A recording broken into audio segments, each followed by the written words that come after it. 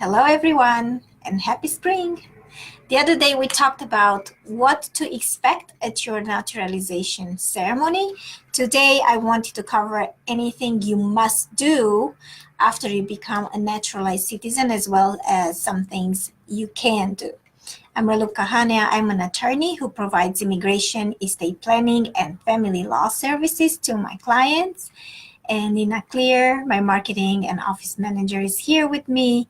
We really appreciate your likes, shares, and comments as they help others to see our videos. So like you said, the other day, you did a video on what happens at your naturalization ceremony, and you did talk about some of these things, right? Yes.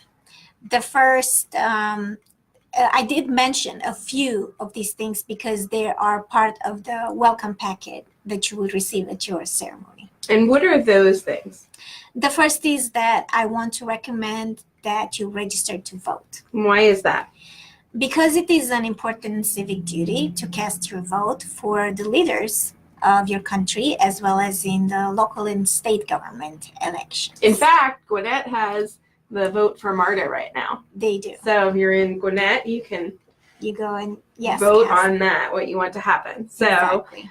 What else did you recommend they do? Another thing is, as soon as possible, obtain your U.S. passport. And why is that important?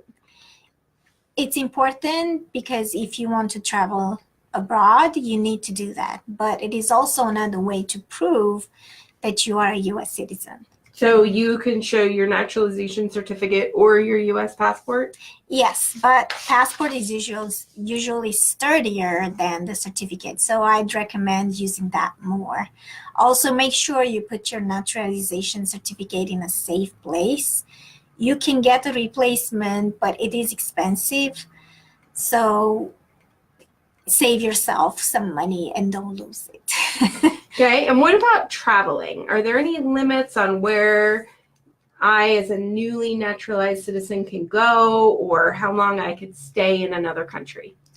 No, but there used to be. Previously, people could not travel or move to another country within a year of becoming a U.S. citizen, but that is no longer the law.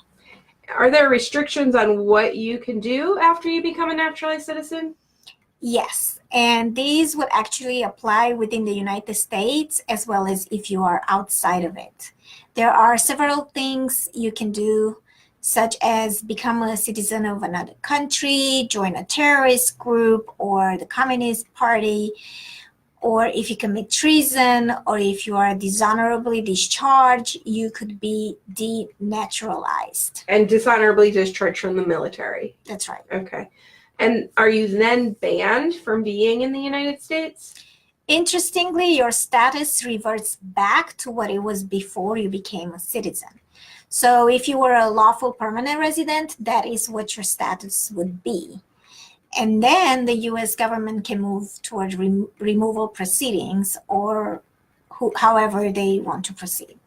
So you also mentioned there's requirements or things that you must do. The things you just talked about were things you could do, but these you have to do. What are they? You need to inform the Social Security Administration that you've become a citizen. It is recommended that you wait at least 10 days after your ceremony, and then you have to go into an office and do that. You also need to serve on a jury if you are called. You need to file and pay your taxes as well, even if you no longer live in the United States. You also need to uphold the Constitution and any other promises you made during your oath. Anything else? Yes. If you have foreign-born children under the age of 18 and you have custody of and live with you, when you become a citizen, they become citizens as well. I highly recommend that you apply for a U.S. passport for them, or that you submit an application for them called a certificate of citizenship. There is a fee involved, but this will ensure that they have all the proof they need that they are citizens of the United States. Also, if you have a family member that you want to sponsor, I would do that as soon as possible, as the wait times can be quite long.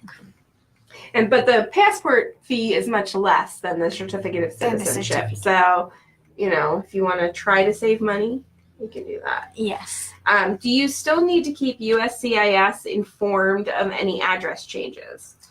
You don't, but you do need to inform them if you change your name through divorce or marriage or for any other reason. This also involves an application and fee, but they will send you a new naturalization certificate with your current name, and you will use that going forward. Thank you so much for watching and for all your likes and comments. If you have any questions, please reach out to us, as we are always here to help. And since today is the 1st of March, happy spring, everyone, and o zi frumoasă de mărțișor tuturor românilor de pretutindeni. Happy spring in Romania. We know that it's not yet in the U.S., right? Yes. See you next week.